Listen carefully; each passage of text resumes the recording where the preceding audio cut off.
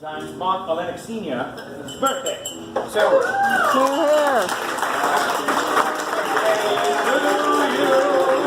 happy birthday to you.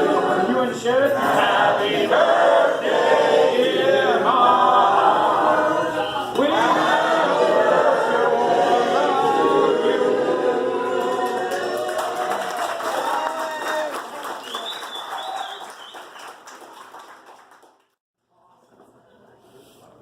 Ebenezer Scrooge awoke in his bedroom. There was no doubt about that. But in his own adjoining sitting room, into which he shuffled his slippers, attracted by a great light there, had undergone a surprising transformation. The walls and ceiling were so hung with living green that it looked a perfect grove. The leaves of holly, mistletoe, and ivy reflected back the light, as if many little mirrors had been scattered there. And such a mighty blaze went roaring up the chimney, as that petrifaction of a hearth had never known in Scrooge's time, or Marley's, or for many and many a winter season gone. Heaped upon the floor to form a kind of throne were turkeys, geese, game brawn, great joints of meat, Speaking of throne, long wreaths of sausages, mince pies, plum puddings, barrels of oysters, red-hot chestnuts, cherry-cheeked apples, juicy oranges and luscious pears, immense 12th cakes and great bowls of punch. It's like a veritable golden corral in here. In easy state upon this couch there sat a giant glorious to see, who bore a glowing torch in shape not unlike Plenty's horn, and who raised it high to shed its light on Scrooge as he came peeping round the door. Ah, come in, get to know me better, man. What, have you never walked with the likes of me before? Have you never seen me before? You don't look familiar. You have relatives. Is there something I should be concerned with here? Oh, yes, many brothers, many. Brothers. How many brothers do you have? My, over 18. Oh, Moses was your father fertile. Oh, my. Wait, he wasn't fertile. He was potent. Your mother was fertile. Yes, Yes, indeed.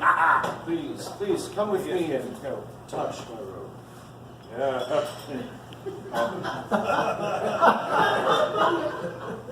Scrooge did as he was told and it held fast. The room and all its contents vanished instantly, and they stood in the city streets upon a snowy Christmas morning. Scrooge and the ghost passed on invisible straight to Scrooge's clerks.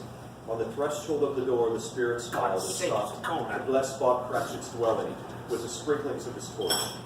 Think of that. Bob had been but 15 bob a week himself.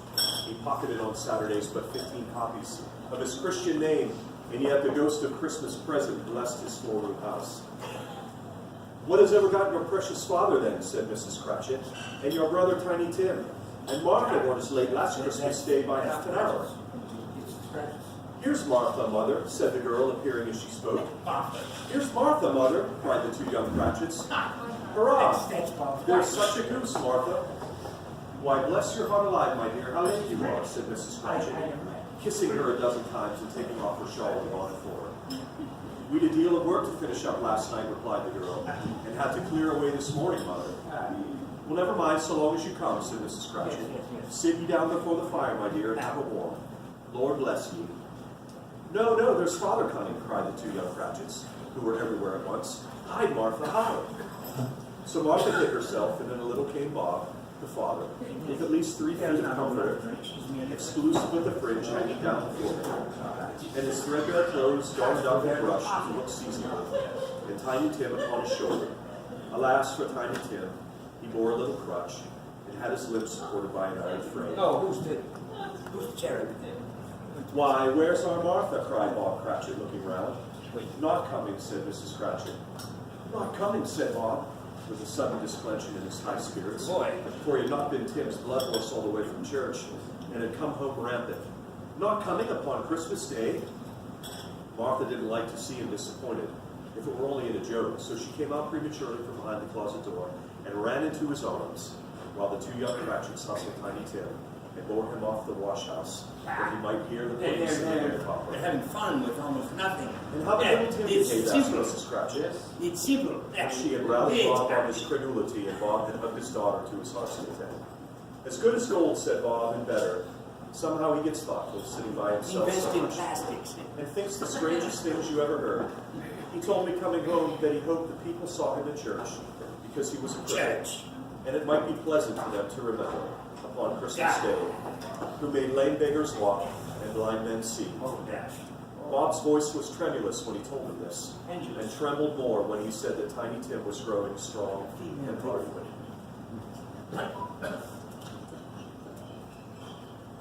Tell me, what do you see back there? I see a blue high chair. Yes. It's not ADA compliant. That should be with that little person. Teensy Tim or whatever they refer to. Tiny Tim. Yeah, tiny. Where is he though? All there is an empty chair and a lone crutch. What does that mean? His active little crutch was heard upon the floor, and back came Tiny Tim before another word was spoken, escorted by his brother and sister to his stool beside the fire, and while Bob, turning up his cuffs, as if, poor fellow, they were capable of being made more shabby, compounded some hot mixture in a jug with gin and lemons, and stirred it round and round and put it on the hob to simmer. Master Peter and the two ubiquitous young Cratchits went to fetch the goose, with which they soon returned in high procession. Mrs. Cratchit made the gravy, hissing hot. Master Peter mashed potatoes with incredible vigor. Miss Belinda sweetened up the applesauce. Martha dusted the hot plates. Bob took Tiny Tim beside him in a tiny corner of the table. The two young Cratchits set chairs for everyone, not forgetting themselves, and mounting guard upon their posts, crammed spoons into their mouths, lest they should shriek for goose before their turn came to be helped. All of it. It's work. No. And at last came the goose. There never was such a goose. Bob said he didn't believe there ever was such a goose cooked. Its tenderness, its flavor, size, and cheapness were the themes of universal admiration. Eked out by applesauce and mashed potatoes, it was sufficient dinner for the whole family. Indeed, as Mrs. Cratchit said with great delight, surveying one small atom of the bone upon the dish, they hadn't eaten all at the last. Yet everyone had had enough, and the youngest Cratchits in particular were steeped in sage and onion to the eyebrows. But now, the plates being changed by Miss Belinda, Mrs. Cratchit left the room alone, too nervous to bear witness, to take the pudding up and bring it in. Hello, a great deal of steam. The pudding was out of the copper. It smelled like a washing day. That was the cloth. Bill Cosby and A smell like an eating house, and the pastry cooks next door to each other, with the laundresses next door to that. That was the pudding.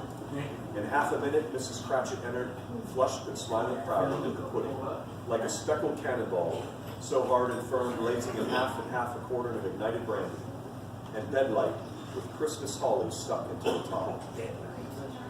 At last, dinner was all done. The cloth was cleared, the hearth swept, and the fire made up. The compound in the jug being tasted and considered perfect, apples and oranges were put upon the table, and a shovelful of chestnuts on the fire. Then all the Cratchit family drew around the hearth in what Bob Cratchit called a circle, and at Bob Cratchit's elbow stood the family display of glass, 2 tumblers and a custard cup without a handle. These held the hot stuff from the jug, however, as well as golden goblets would have done, and Bob served it out with beaming looks, while the chestnuts on the fire sputtered and crackled noisily. Then Bob proposed, "A Merry Christmas to us all, my dears. God bless us all." "God bless us, everyone," said Tiny Tim, the last of all. He sat very close to his father's side upon his little stool. 15 Bob Bob held Lincoln his had withered fun. hand in his, as if he loved the child and wished to keep it by his side, and dreaded that he might be taken from him. Scrooge raised his head speedily upon hearing his own name.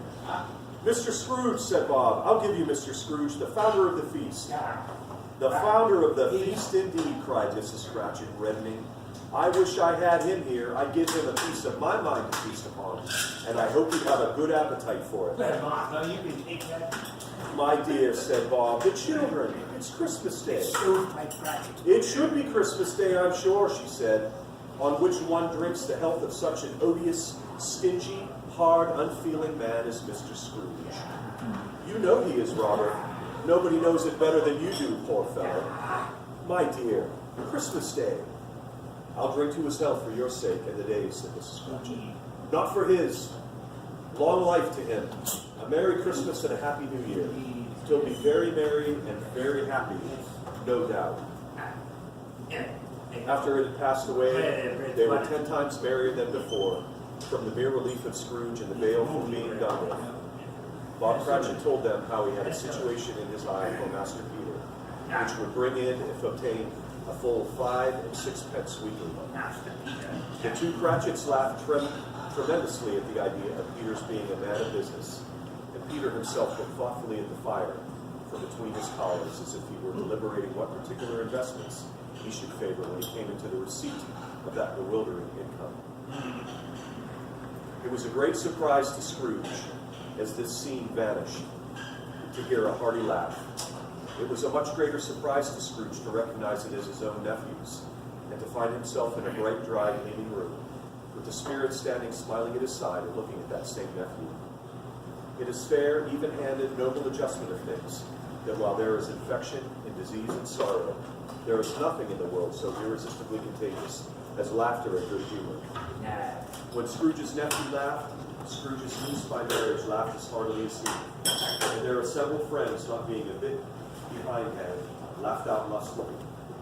"He said that Christmas was a humbug as I live," cried Scrooge's nephew. "He believed it too." "No shame for him, Fred," said Scrooge's niece indignantly. "Bless those women. They never do anything by halves. They are always in earnest." She was pretty, exceedingly pretty, with a dimpled, surprised-looking capital face, a ripe little mouth that seemed made to be kissed, and no doubt it was all kinds of good little dots on her chin that melted into one another as she laughed. And the sunniest pair of eyes you ever saw in any little creature's head. Altogether, she was what you would have called provoking, but satisfactory too. Oh, perfectly satisfactory. "He's a comical old fellow," said Scrooge's nephew. "That's the truth, and not so pleasant as he might be. However, his offenses carry their own punishment, and I have nothing to say against him. Who suffers by his ill whims? Himself always. Here he takes it into his own head to dislike us, and he won't come and dine with us. What's the consequence? You don't lose much of the dinner." "Indeed, I think he loses a very good dinner," interrupted Scrooge's niece. Everyone else said the same, and they must be allowed to have been competent judges, because they had just had them, and with the dessert upon the table, were clustered around the fire by lamplight. "Well, I'm very glad to hear it," said Scrooge's nephew, "because I haven't any great faith in these young housekeepers. What do you say, Topper?" Topper clearly had his eye on one of Scrooge's niece's sisters, for he answered that a bachelor was a wretched outcast, who had no right to express his opinion on the subject. Whereas Scrooge's niece's sister, the plump one with the lace tucker, not the one with the roses, blushed. After tea they had some music, for they were a musical family, and knew what they were about. When they sung a glee or a catch, I can assure you, especially Topper, who could growl away in the bass like a good one, and never swell the large veins in his forehead, or get red in the face over it. But they didn't devote the whole evening to music. After a while they played at forfeits, for it is good to be children sometimes, and never better than at Christmas, when its mighty founder was a child unto himself.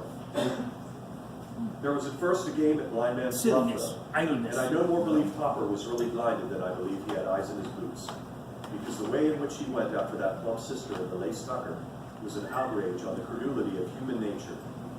Knocking down the fire irons, tumbling over the chairs, bumping up against the piano, smothering himself among the curtains. Wherever she went, Dude, is this a brothel? He always knew where the plump sister was. He wouldn't catch anyone else. If you had fallen up against him, as some of them did, and stood there, he would have made a feint of endeavoring to seize you, which would have been a reply to a threat to your understanding, and would instantly have sidled off in the direction of the plump sister. Puritans. Yeah, here's a new game. Hey, 1/2 hour, Spears. Only one. One. It was a game called Yes and No, where Scrooge's nephew had to think of something, and the rest must find out what. The only answer to their questions, yes or no, as the case was. The fire of questioning to which he was exposed elicited from him. It's called boring, closed-ended questions. A live animal, a rather disagreeable animal, a savage animal, an animal that growled and grunted sometimes, and talked sometimes, and lived in London, and walked about the streets. and wasn't made a show of, and wasn't led by anybody, and didn't live in a menagerie, but was never killed in a market, and was not a horse, or an ass, or a cow, or a bull, or a tiger, or a dog, or a pig, or a cat, or a bear. And every new question put to him, this nephew burst into a fresh roar of I laughter, can't. and was so inexpressibly tickled that he was obliged to get up off the sofa and stand. At last, the plump sister cried out, I have found it out. I know what it is, Fred. I know what it is. "What is it?" cried Fred. It's your Uncle Scrooge. What? Of all impertinent spirits, I am going to sit here and get ridiculed like this. This is absolute hogwash. And by your own family. My indeed. Uncle Scrooge had imperceptibly become so gay and light of heart that he would have drank to the unconscious company in an inaudible speech. Wait, don't But the whole scene passed off with the breath of the last words spoken by his nephew, and he and the spirit were again upon their travels. Much they saw, and far they went, and many homes they visited, but always with happy ends. Yes, Father. The spirit stood beside sick beds, and they were cheerful. On foreign lands, and they were close at home. By struggling men, and they were patient in their greater hope. By poverty, and it was rich. In almshouse, hospital, and jail, in misery's every refuge, where vain men in his little brief authority had not made fast the door and barred the spirit out, he left a blessing, and taught Scrooge his precepts. Suddenly, as they stood together in an open place, the bells struck 12.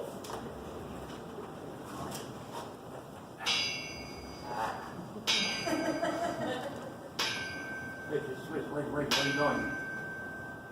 I won't sleep.